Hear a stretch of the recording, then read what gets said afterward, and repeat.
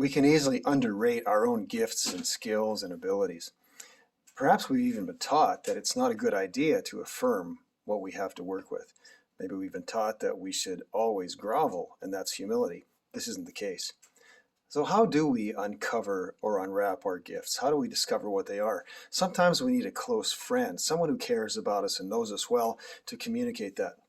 But failing that, because you may not have access to someone like that, or on top of that, you need to affirm your own gifts. How do you do that? One of the critical things I've noticed is that when we see what we do well, it's usually something that we enjoy doing. What do you do with relative ease? I don't mean you don't have to work hard to become your best at it, but what is it that you do with a sense of energy? Afterwards, you say, I really enjoyed that. I wish I could do more of that. I'd like to do that more often. Well, on the other hand, sometimes we do tasks where afterwards we say, boy, that was draining. I hope I never have to do that again. Why did I ever plan that? Why did I take on that task?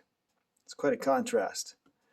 Some people might find great joy in poring over a spreadsheet about the company's performance because that's a skill set or a gift area. Someone else, on the other hand, might come away with a great sense of purpose after listening to a friend unburden herself of a closely guarded secret. It's very important to be able to understand our own gifts and abilities because sometimes we might be in a workplace scenario, or we might be looking at a job opportunity, or we might be considering the stage of our lives and wondering, what do I do next? What really matters? Where do I make the most difference? Where will I leave the best mark? Typically, it's in that area where you are most gifted. Sometimes also we find ourselves in scenarios, whether it's at work or in life, where we feel unwelcomed by someone, or we're in an unhealthy workplace environment. This can happen when it's demeaning, when there's little affirmation or appreciation. We can usually thrive in demanding opportunities, but demeaning experiences are much more difficult to do well in. Still, it's helpful when we know what our gifts are. Recently, I was in kind of a downtime in my own emotional state. And yet I found that there were some things that I kept doing just because I really liked to do them and I felt I was making a difference. And those things kind of buoyed me up and helped me get through that. It's important, again, to understand what those things are. The Apostle Paul is one of my heroes.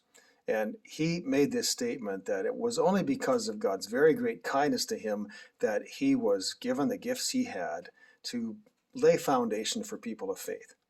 But with equal clarity, he also stated that he was an expert at what he did as a foundation builder, an expert. See, humility is not being self-demeaning.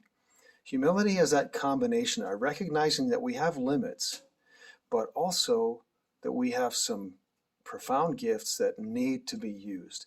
And when we use those, whether we are appreciated or not, and everyone counts us as successful or not, we're moving forward and we're making a difference.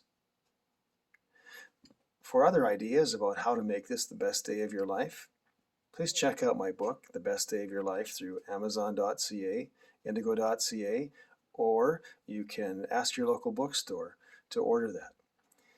I hope you have the best day of your life, enjoying, discovering, using your best gifts as much as you can.